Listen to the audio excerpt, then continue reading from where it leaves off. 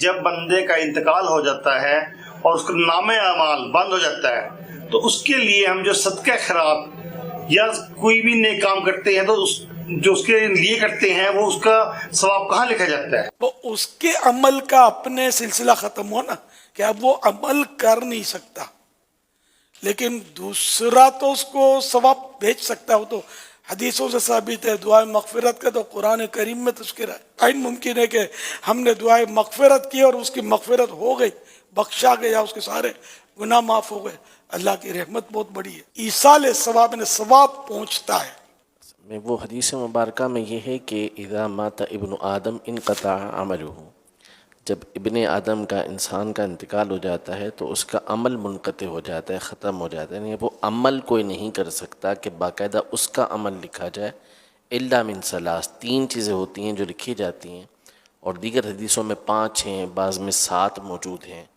تو کوئی بھی نیک عمل ہو تو اس میں سے یہ ایک جو آپ نے ارشاد فرمایا دعائے مغفرت کے حوالے سے، کہ ایک تو من علم ينتفع بھی، علم ہوتا ہے جس سے فائدہ اٹھایا جاتا ہے، یا وہ صدقہ ہوتا ہے جو صدقہ جاریہ ہوتا ہے، وہ بعد میں اس کا ثواب پہنچتا رہتا ہے، یا وہ نیک اولاد چھوڑتا ہے جو اس کے لیے استغفار کرتی رہتی ہے، تو ان کا ثواب اس کو پہنچتا رہتا ہے. تو نامہ اعمال اس معنی میں بند ہوتا ہے کہ اب وہ خود سے کوئی عمل نہیں کر سکتا، لیکن اگر اس کے لیے کوئی دوسرا عمل کرتا ہے یا اس نے کوئی ایسا نیک عمل کیا ہوا ہے جس کا ثواب بعد میں بھی اسے پہنچ رہا ہے، تو وہ اس کے نامہ اعمال میں لکھا جاتا رہتا ہے. صدقہ جاریہ مسجد بنا دی، ثواب ہی ثواب ہے، اس کو ثواب ملتا رہے گا. بنانے والے کو محرومی نہیں ہے، اس کو بھی ملے گا. اور اپنے امی کے لیے، ابو کے نام کے لیے کہ ان کو ثواب پہنچے تو ان کو بھی ثواب پہنچے گا.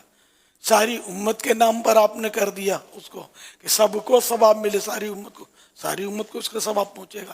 اللہ پاک کے یہاں مطلب کوئی کمی نہیں ہے، کوئی کمزوری نہیں ہے. ہم کمزور بندے، ہمارے بس کمزوریاں، ادھر کوئی کمزوری نہیں ہے. اس کا تو ایک مبارک نام ہے قوی. یہاں قوی سے مراد سب سے بڑھ کر طاقتور. ساری دنیا یہاں جتنی مخلوق پہلے تھی اور آخر تک آئے گی، وہ سب مل کر بھی اللہ پاک کے مقابلے پر نہیں آ سکتی. کوئی اللہ پاک جتنی طاقت رکھتا ہی نہیں ہے. اور جس کو بھی طاقت ملی ہے تو اس کو اللہ کے دیے سے ملی ہے. وہ تو